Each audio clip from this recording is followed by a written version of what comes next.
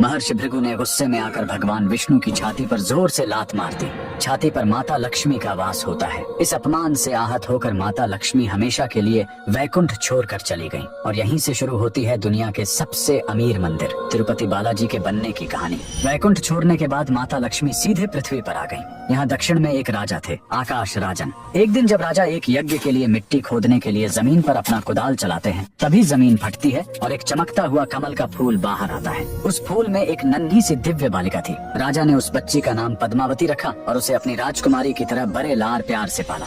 उधर भगवान विष्णु माता लक्ष्मी के बिना बहुत उदास हो गए। उन्हें ढूंढते हुए वो धरती पर तिरुमाला की पहाड़ियों पर आ गए। माता के वियोग में वो इतने दुखी थे कि उन्होंने खाना पीना छोड़ दिया और एक चींटी के टीले के अंदर बैठकर गहरे ध्यान में चले गए। भगवान को भूखा देखकर एक गाय रोज उस चींटी के टीले पर जाती और अपना सारा दूध उसके अंदर गिरा देती थी। एक दिन गाय चराने वाले ने यह देख लिया। उसे लगा कि गाय दूध बर्बाद कर रही है। गुस्से में आकर उसने गाय को मारने के लिए अपनी कुल्हाड़ी खींचकर पूरी ताकत से उसकी तरफ फेंक दी। उस बेजुबान गाय को बचाने के लिए भगवान विष्णु तुरंत उस टीले से बाहर निकलकर सामने आ गए और कुल्हाड़ी का वह भयानक वार अपने सिर पर ले लिया।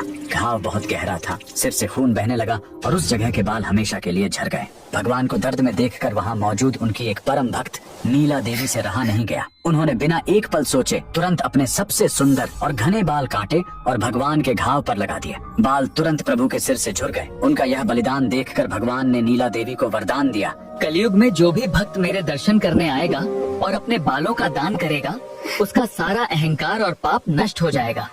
बाद में भगवान विष्णु जो धरती पर श्रीनिवास के रूप में रह रहे थे, उनकी मुलाकात राजकुमारी पद्मावती से हुई और दोनों का विवाह तय हो गया। चूँकि पद्मावती एक बहुत बड़े राजा की बेटी थी, इसलिए एक शाही शादी की जरूरत थी।